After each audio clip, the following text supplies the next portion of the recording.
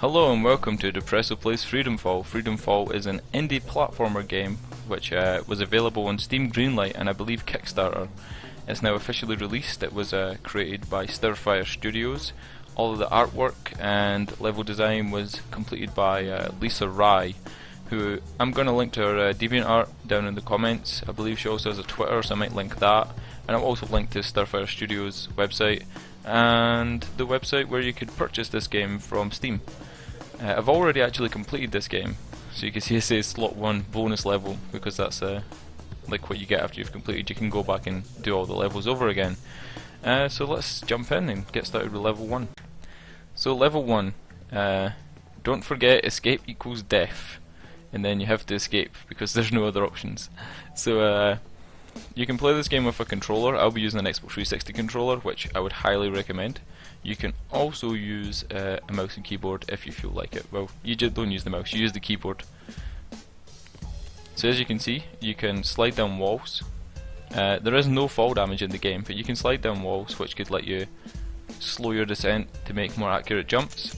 You have a jump button, and you have like a wall leap, which you can use to bounce between walls. These little red things are like little thrones. They're actually checkpoints. So if you die, that's where you return. Hitting the spikes, hitting the traps, obviously causes you to die. So as you can see on the wall, there is a lot of writing. The writing is actually done by the princess who owns this tower. And it turns out that she's one of the people who actually locked you up. And there's a little picture she's drawn of herself. And she planned this entire place with all the traps. So she's a pretty she's a pretty sadistic little girl. My mum says I'm a bad girl. She's not my real mum. But my dad says I'm a genius. I love my daddy. I hate my mum. So she has some kind of mother issues. She sent me here to teach me a lesson. So she's also a prisoner in the tower. Possibly. Who knows?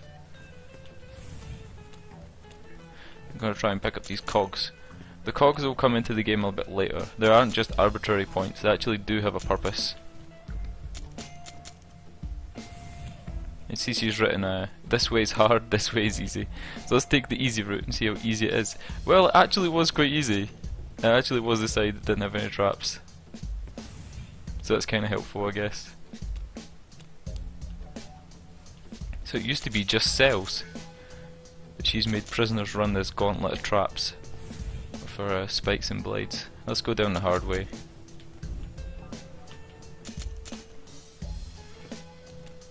It says no entry, prisoners and boys not allowed.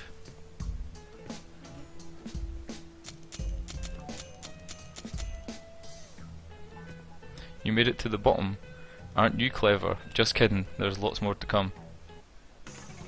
Yep, so for this level I'm actually 16th for best time, but as you can see there isn't a lot of difference in it. About 12 seconds between 16th place and first place. I think some of the people have actually found skips, where you could skip a large section of the level to decrease your time, but other than that it's basically just efficiency. But I will be uploading separate speedruns for each of the levels, and this will be the first time I'm saying this. I won't show you my scores at the end of each level, because there is about 12 levels and it will get pretty boring. So let's go on to level 2.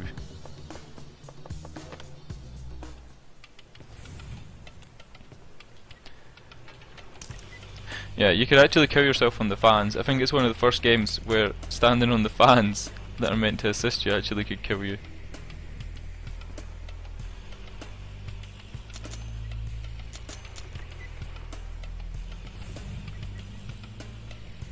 Princesses talk to the birds and they talk back.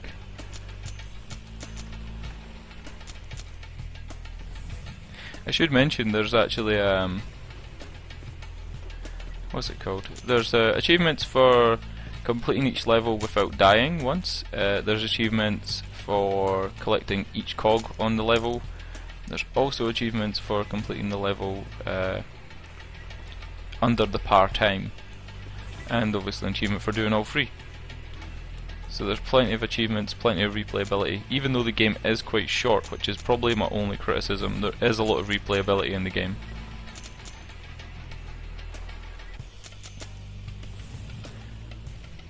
I got a letter from my dad about you. It said you did something really bad, so I get to play with you. So you don't actually know at the beginning of the game what you've done wrong, or if you've even done anything wrong. It does let you choose halfway through the game. Well, I won't spoil it, actually, I won't spoil it.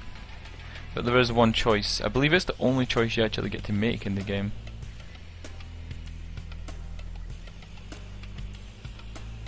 Let's go the hard way.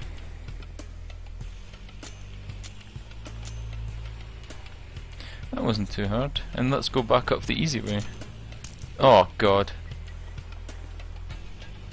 Maybe that's why it's the easy way. It's the easy way to die. Sometimes he eats pencils. Dad can't write very well, sometimes he eats pencils.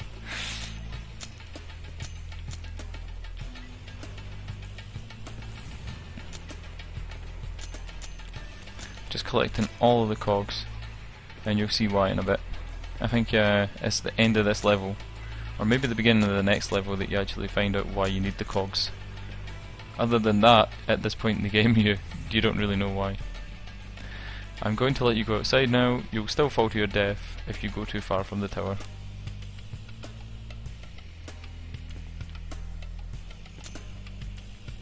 So you can actually ride these balloons upwards, and that will take you to all the big cogs. The big cogs, I believe, are worth 10 cogs. Don't quote me on that. I've never actually noticed how much extra cogs you get for them.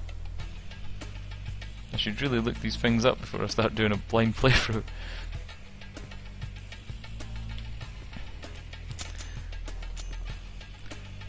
That's a drawing on the wall where she's telling probably the guards how to make these balloon spike things.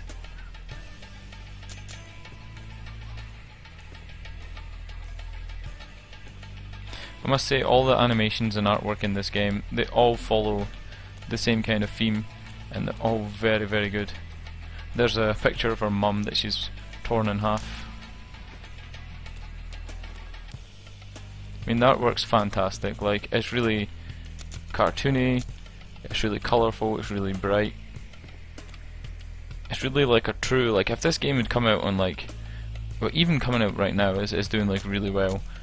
But what I mean to say is it really like screams old school kind of PS2 games. PS2 games didn't have this nice artwork, well, most of them didn't, but you get the idea. It's kind of this traditional platformer that you don't really see anymore. A lot of platformers are, I don't know, kind of try to do the Metroidvania thing.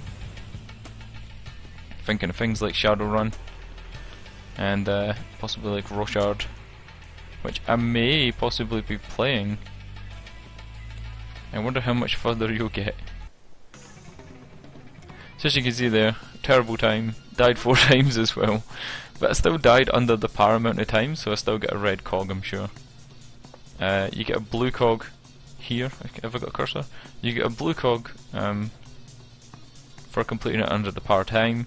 You get a yellow cog for collecting over the par amount of cogs, I think, and then you get that one for not dying.